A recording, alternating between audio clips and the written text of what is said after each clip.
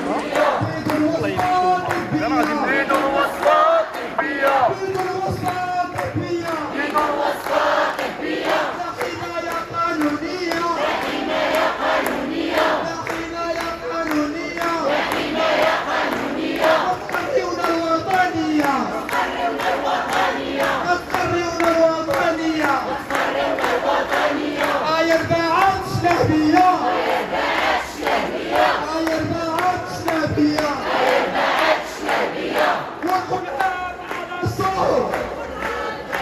السلام عليكم. معكم عبد الحميد عمزيل، ممرض في الصحة النفسية بالمستشفى الجامعي محمد السادس. جئنا إلى هنا تلبية لنداء النقابة المستقلة في البيان ديالها الجهوي باش أننا نجسدوا وأننا نحضروا لهذه الوقفة اللي هي الأولى في المسلسل النضالي ديالنا.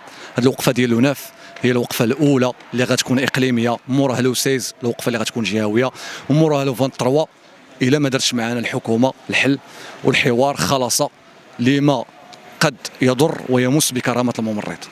نحن على علم وحنا عارفين أنه في الاتفاق ديال 2006 تزادوا لجميع القطاعات واحد الزيادات اللي مهمة في الأجور ديالهم، بين الممرض زادت له 100 درهم. دابا واش بالله عليكم تتوقعوا أنه في نفس القطاع ناس زادت لهم 1800 درهم 1600 درهم وممرض زادت له 100 درهم؟ وهذا الحيف وهذا الظلم الذي مرر علينا. في 2022 تزادت الزيادات بزاف ديال الاطر اخرين، بينما الممرض كانت عنده 0 درهم في الزيادات، 0 درهم في الاجور. حنا عارفين الانفلاسيون وعارفين التضخم وعارفين الاسعار طلعات، يعني الصالير دو باز اللي كان عند الممرض ما بقاش كيكفيه.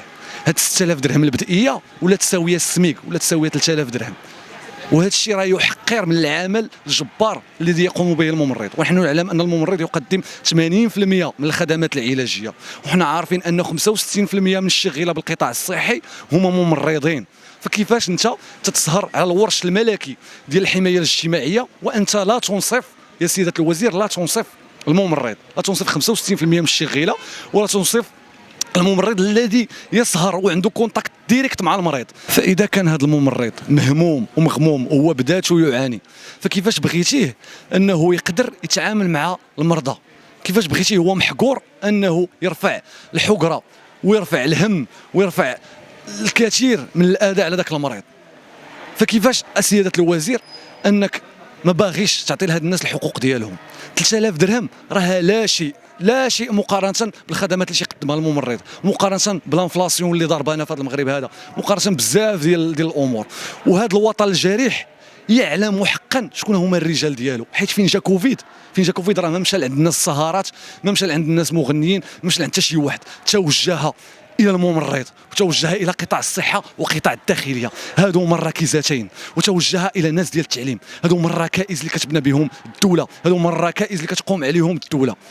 فاذا بينا كنشوفوا عاوتاني اللحظه ديال الزلزال، على من عيط الوطن الحبيب، على من عيط الوطن الجريح، عيط على الممرض، عيط على رجال الاطفاء، عيط على السلطه.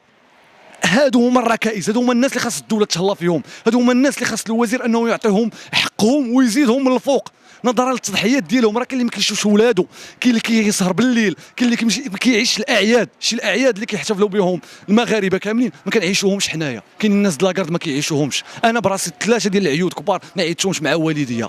علاش؟ حيت اختارينا هذه المهنه وعرفنا المشقه اللي فيها وعرفنا التضحيات اللي فيها وعارفين ان الاجر ديالنا راه عند الله اولا واخيرا، والدعوات ديال المواطنين والدعوات ديال المرضى. ولكن خاصنا نطالبوا بالحق ديالنا، حيت هذا زحف على مكتسبات الممرضين، وهذا زحف على الكرامه والحريه وعلى ما تقوم عليه هذه الدوله الدستوريه وما تضمنه من حقوق لنا. واتمنى لو ان الشعب يوعى وان الشعب يفهم انه راه كاينين ركائز كبيره. كنقابه مستقله للممرضين وتقنيي الصحه بالمغرب كنظموا اليوم اضراب جهوي بجهه طنجه تطوان الحسيمه، مصحوب بوقفه اقليميه اللي كتعرف حضور حشد يعني ديال الممرضين وتقنيي الصحه، لان الممرض اليوم كيطالب بالعداله، بتحقيق العداله الاجريه، في حين ان الحكومه كتنهج معاه سياسة الأذان الصماء منذ سنين. الممرض ما استفد من حتى شي حاجة، عكس ما يروج له. الممرض ما تحقق له حتى شي حاجة.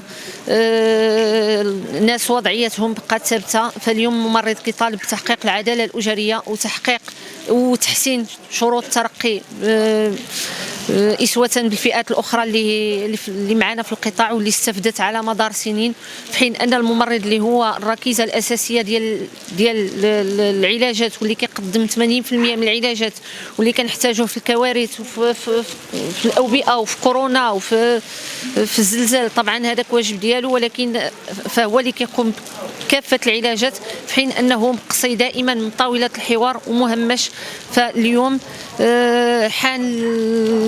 حان الأوان لتنظيم هذا الإضراب الإنذاري اللي كيندرج تحت لواء النقابة المستقلة للممرضين وتقنيي الصحة بالمغرب.